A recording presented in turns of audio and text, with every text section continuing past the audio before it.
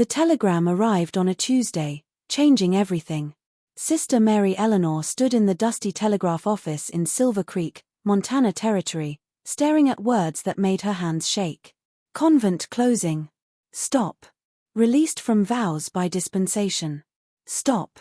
God bless your new life. Stop.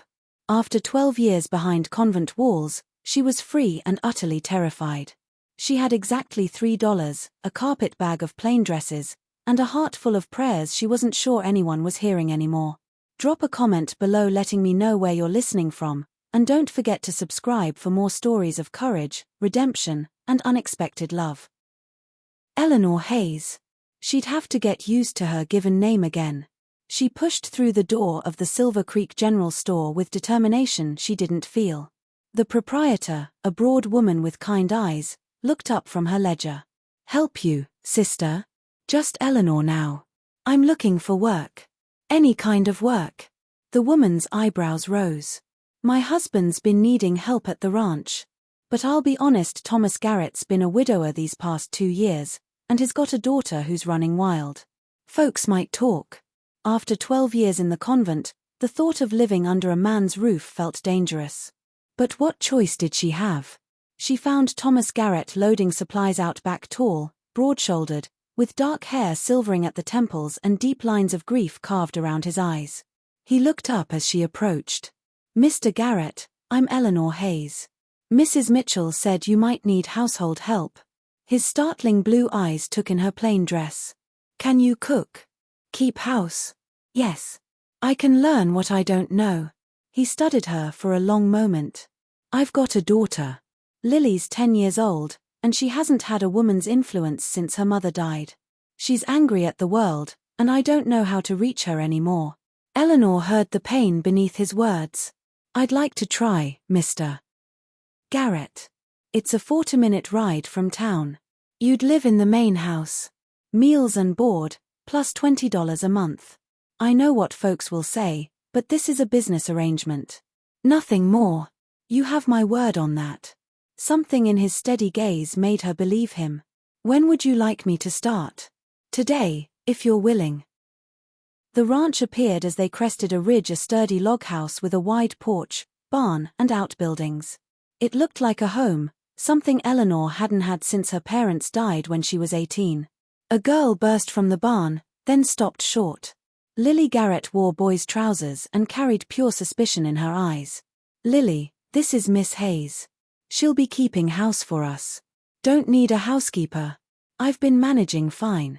Eleanor saw the fear beneath the bravado. "I'm sure you have. That takes real strength. But maybe you're tired of cooking and cleaning. Maybe you'd rather spend time with your horses." A flicker of interest crossed Lily's face. "You don't know how to ride?" "Never learned. Maybe you could teach me sometime." "Maybe," Lily said grudgingly. Thomas let out a slow breath. That went better than expected. Usually she throws things. The weeks fell into a rhythm Eleanor hadn't known she was craving. Lily remained wary at first, but one afternoon while Eleanor butchered a chicken, the girl asked, "Where did a nun learn to do that?" "The convent kept chickens and goats. Sister Beatrice taught me to prepare just about anything. My mama couldn't butcher chickens." Lily's voice softened. She was real pretty. Used to sing while she worked. "I'm not like her. You don't have to be like anyone but yourself. Your mother gave you life and love. What you do with it is your own." Lily looked at her with something like hope. That night, she asked Eleanor to braid her hair before bed. When Eleanor finished, Lily hugged her quickly before darting away. Thomas watched from the doorway. When their eyes met, Eleanor felt something shift in her chest. "Thank you for reaching her," he said quietly, moving closer. "When my wife Rebecca died giving birth to our son, when I lost them both, I thought I'd buried everything worth saving.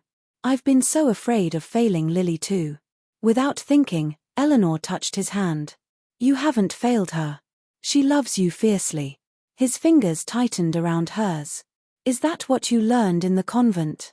"I learned it long before that. My parents died when I was 18. The convent offered sanctuary, but sanctuary became a prison. When the dispensation came, I was terrified but also relieved. Thomas studied her face with intensity. You're not what I expected. You look at me like you can see straight through to my bones. Can I? She whispered. I think so. And it scares the hell out of me. The storm broke on a Tuesday morning. By evening, Thomas burst through the door, soaked and grim. Bridge is out.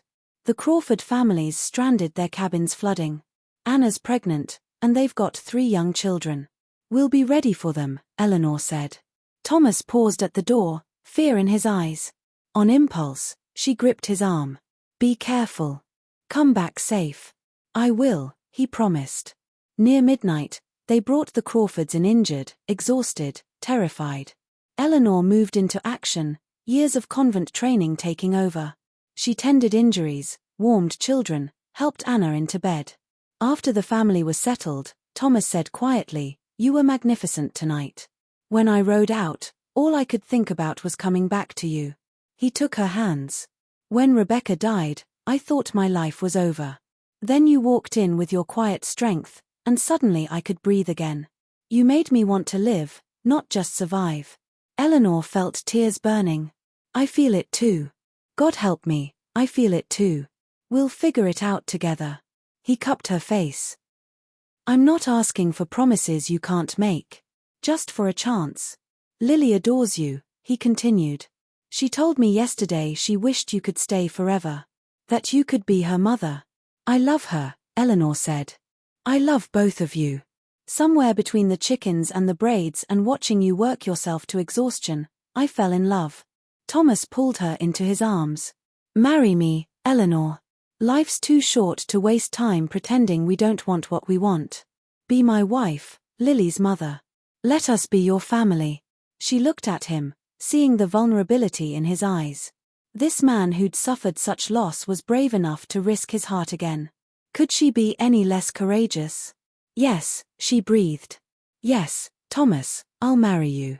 His kiss was gentle but thorough, a promise. 12 years of loneliness dissolved like morning frost. The wedding took place 3 weeks later.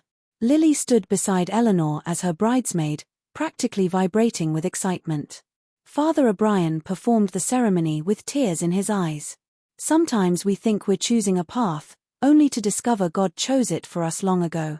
Eleanor, you sought sanctuary behind convent walls, but your true sanctuary was waiting here in this man, this child, this community. When Thomas kissed her at the altar, Lily cheered loudly. Eleanor broke the kiss to hug her daughter feeling a completeness she'd never imagined possible. At the reception, Eleanor danced with Thomas under lantern light. Happy, he murmured. Beyond words. Good. Because I plan to make you this happy every day for the rest of our lives. Later, as stars wheeled overhead, Eleanor stood on the porch with Lily, watching Thomas tend the horses. Are you happy, Mama Eleanor?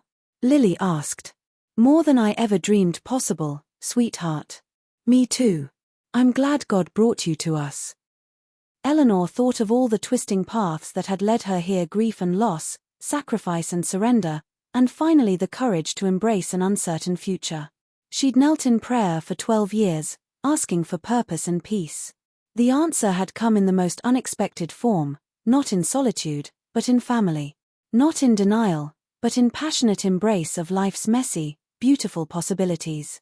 Thomas walked toward them, his smile visible even in the darkness. Eleanor's heart swelled with love so fierce it almost hurt. She'd spent years on her knees in prayer. Tonight and every night forward, she'd spend them in her husband's arms. And she knew with absolute certainty that this was exactly where God had always intended her to be. If you enjoyed this story, click the video on your screen now to watch another unforgettable tale where courage and destiny collide in the untamed frontier. Don't forget to subscribe and consider a super chat to help us keep bringing you more stories like these. Your support means everything to us.